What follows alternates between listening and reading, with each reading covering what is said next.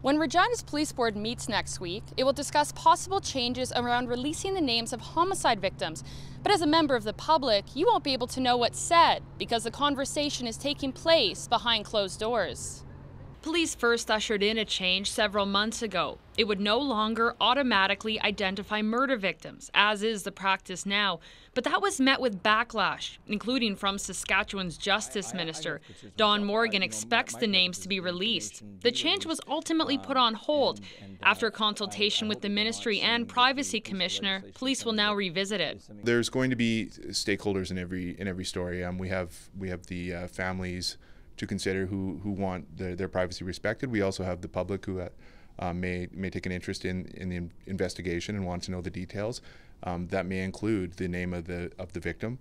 However, each case we'll measure everything accordingly, and it'll be up to the chief to decide. An organization that serves victims of domestic violence in Regina wasn't consulted. PATHS believes police should release victims' names, especially in cases of domestic murder-suicides, where it will never be made public through court. It says by releasing the names, victims won't be forgotten, and it can lead to education around warning signs and prevention.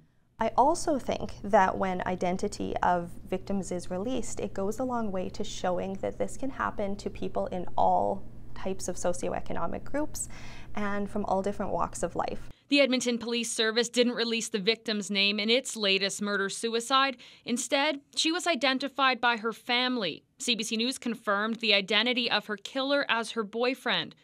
Marianne Rich understands this issue well. Her sister, Shirley Parkinson, was killed in a murder-suicide in the town of Unity. Rich believes the names of victims needs to be released, but not right away. I would be really sad to see a law that says names will never be released.